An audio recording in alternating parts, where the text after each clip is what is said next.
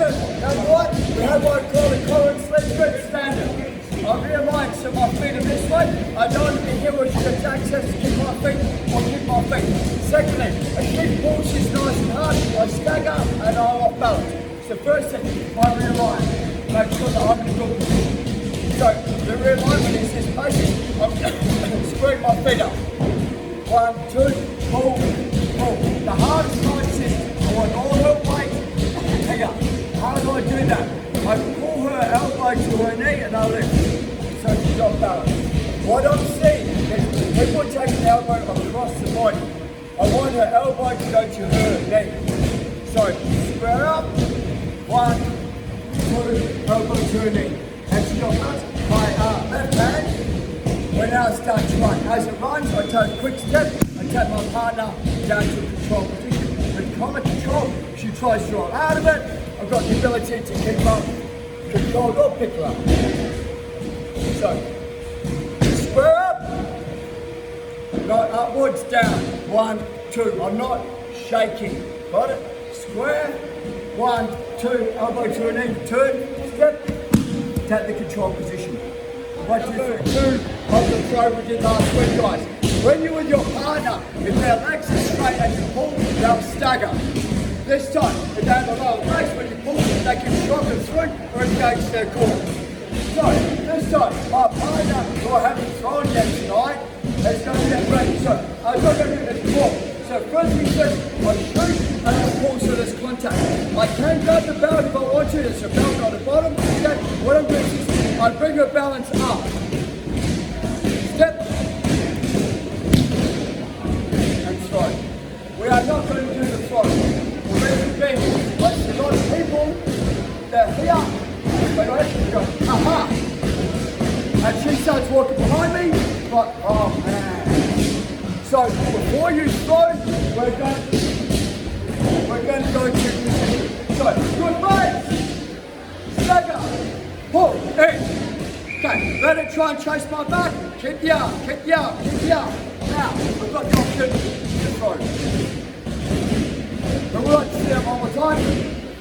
Okay. Right.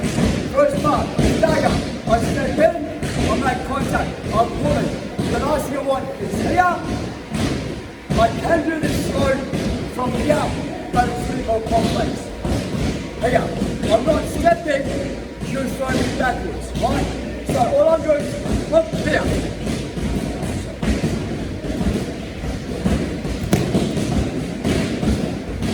1, 2, 3. Everyone come in. Number 1, test the balance, shake, no reaction. Number 2, I'm pulling my left hand forward, my right hand that way. So I'm stepping in, so I'm not pulling her, I'm going open up, pull in. That's just the hardest part about the entire move right now. I keep her on my hip, I'm not slipping. I keep her on my hip, I'm not stepping. Once she's up off the ground, I can now step to throw. I need her on my hip. You should be able to. Slow motion. Here. Step in.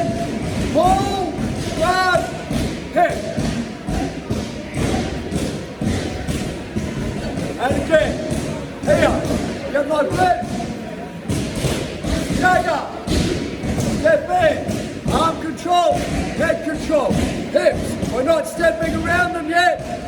Pull them forward. Make sure that they're all up on my hip. The key. Look where you want them to land. Look where you want them to land. But this will set the throw up in a better way. So what I'm seeing is everyone's trying to get into the pull. They're getting this. The downboard sees people are here. Over wide base. Her weight is behind me, not on my hip. So when I'm trying to throw, her weight's on my back.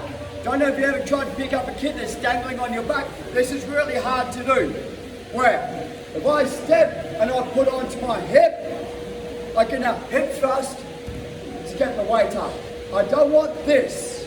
I want this. So once her weight's up, I can then step and I can now throw. So I want a narrow stance. I want on my hip. So I want to use my right hand to pull her onto my right hip. Hop, we've got contact. She tries to chase my back.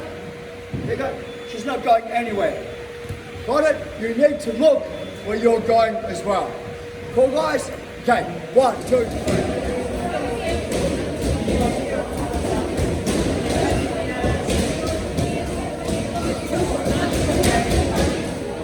Sorry, I'm seeing some of you guys are trying to throw, and I mean like throwing your partner. This is a finesse throw, right?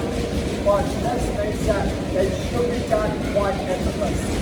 Right, and takes a certain amount of skill, but don't take it. So what I'm seeing is that we've got our grips. All I want him to do is I want him to be on this side of my hip. That's it. He's not going to go there. So once I'm here, I let go, so I'm going to go boom, boom, boom. He's got too much space. I open up. So what I'm doing is I bring my hip to his hip. We're connected at the hip now. What I'm seeing, some guys who come into here, he's going to throw you. He's going to take your back. Once you go past the centre line, this is better for him and worse for me. So and you try like, come on, throw, and they're like putting their weight down. You never get that throw. You're probably going to get thrown more than, yeah. So what I'm doing is, when I'm here, it's the centre line. So if I could create a footstep pattern, right, it would be, I'm here, I step on the inside of his leg, not the outside. I grab, I step on the inside. So I should be sitting on the inside of his feet. Secondly, is this, at no stage do I try and bring him up over my shoulder. I drop down. When I drop down, I raise my hips. So he's basically in this position from here, but my feet are here. My head drives me where I want him to go. So I'm not stepping outside of the box, I'm staying inside the box. The box, this is the box. I'm staying inside. Step one foot inside, step the other foot inside, make sure I've got hip contact, bend my knees, throw my butt in there, and here we go. It should be that easy, guys. One more time, working inside the box. Get that grip. Don't shake, go to space. Step inside the box, inside the box, pull his hip onto me. Turn, look at the ground, throw my butt up. Over here. Go slow, be methodical, let's do that again. 1, 2, 3. Jobs or the duties of both people. So we're going to take the cart onto your back, please. There's two major ways to get to the half guard. And there's a couple of variables. The most common way is that I'm inside the guard, I do a guard pass, I take his leg, and we go to half guard. That's the most common way, like when I'm down the half guard. The second most common way is that I'm on side control, she gets the frame, bridges, rescues, and here. The third most common way is where it's standing and we pull half guard from standing. That's one of the two majors and the minor. So my job is, if I'm in half guard on top and I put my partners back on the ground with chest, I get an advantage. So my major job is to get the advantage to control my partner. What it means is that I've done such a good job at controlling her, I'm going to get an advantage. An advantage is like the second set of points. So no amount of advantages ever makes the point. It's not like football. Right. So if the scores are 1-1 or 0-0, they'll look to the advantages. The advantages now become your secondary scoring system. 2 advantages versus 1 advantage, whatever like that. They'll only come into play if it's a tie. Without going too far down the rabbit hole, you always have penalties. Penalties override advantages. I'm not going to talk about penalties. We're talking about advantages. So, I still want to rack up as many advantages as I can get on my way through on the tournament. Right? I still want to rack up because you never know, they're like a get out of jail free card. Half guard. Okay. This is a bad thing first, I'm going to go the good thing second. As a general rule, this is what most people will start on the half guard. I want to put my partners back on the ground. I will cross face. I'll drive in and I'll drive my partner down as hard as I can so the back's on the ground, and I'll stop here to get my advantage. So my partner's job is to have a frame. You can either use the frame to underhook or just give me a bait. So my job is, as I'm driving, her job to keep the frame. So this will prevent, number one, the advantage. Number 2, she has the ability to swing her hand underneath and go to the underhook and change the entire game. Change positions, please. This is part number 1, and this is what I like. My frame. Half guard. I'm going knee behind her knee and a triangle lock. So I'm not going knee shield, I'm going knee behind her knee. Right. Now, she gets cross face on me. The biggest thing about this is I want to start to get freedom from here. So what I'm going to do is I'm going to squeeze my knees, bring my knees to my chest and roll the opposite way. So which way is she applying force? Okay, so I drive here. I bring my knees to my chest, I apply force, and I start to use it to take momentum to move out of the way. The biggest part that I see people fail is once they've done the cross faces, they keep their legs straight, and they try and make side drive, she gets it upgrade. So first of all, this is cross face, here. Okay. So my knees behind, I triangle and I lock it up. What I'm doing to get drives, I drive into my partner. She'll react. I bring my knees to my chest, roll,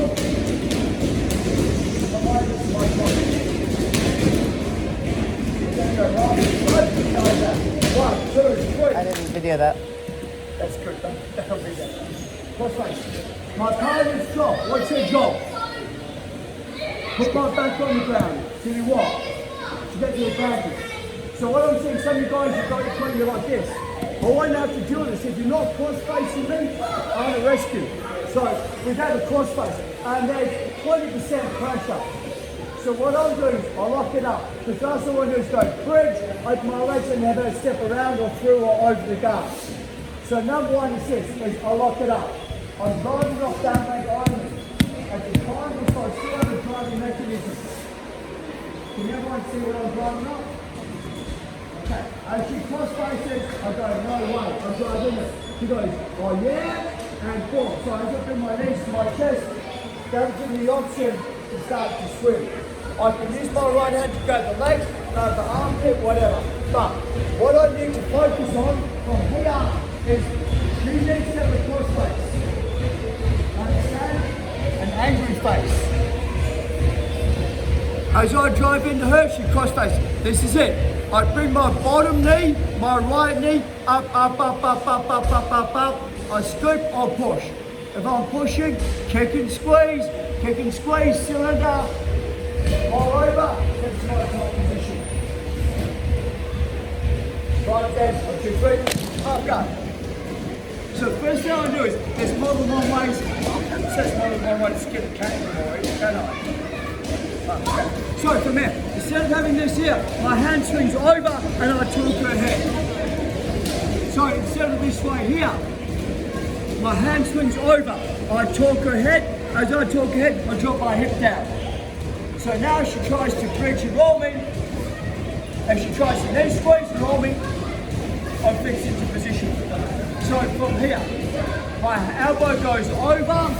I don't drop my hip yet, because if I drop my hip, she rolls, she's going to have the momentum to roll me over.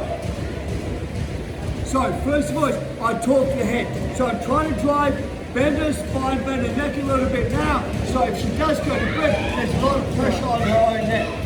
Number 2, drop my hips down and sit. I retract my arm. Do not bring your elbow much to the back, she'll grab it. Do not bring your elbow in bit here. I now like to bring my hand to her leg, start to push to clear it. One more time. Half guard top. As I pass, my hand comes over, I torque the head, number 1. Once the head's torqued, I drop into position, I try to bring my knee up, right? So my knee, I can't pass it here, so I try to bring my knee up at 90 degrees. I can now push, my elbow cannot go past my hips, I'm there, and I'll push. Most people now are going to try and hand fight to stop this. I now press myself in the chest, step to the top. Lift up, first part, first strike, get the first part ready. Half guard, hand over, elbow to head, drop your hip, from here, wait, let your partner try and bridge you over, reset your knee to 90 degrees. Once you're here, we can continue. 1, 2, 3.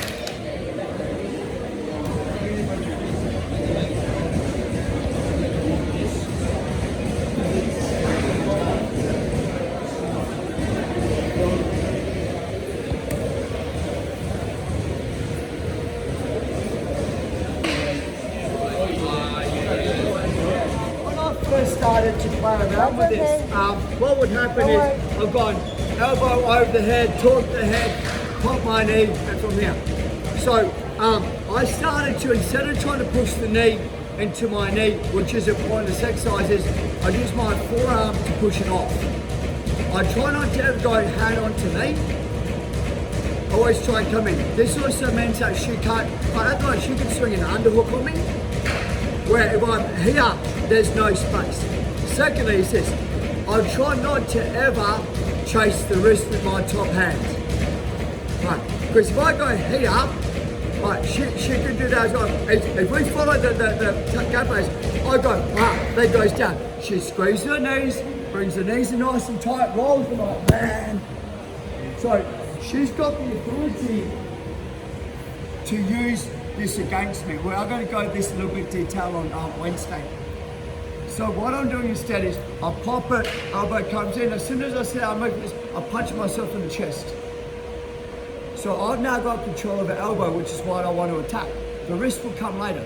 The part that makes this move really good is that I'm not grabbing my gi, but what I'm trying to do is I'm trying to swing my bottom elbow, my left elbow, as far away from me as I can to get the wrist away. Here. So now I can attack it. As she squeezes her knees and rolls it over, my elbow becomes my frame. So even if she brings her knees into her chest and rock and roll, it's really hard. She gets a little bit of motion, but not enough. I can then start the short arm and Kimura. So we're going to go to this position, same as what we have been. What I'm doing is I bring my elbow on the inside to stop the underhook. As she tries to hand fight, whatever that is, my hand comes through, I grab it.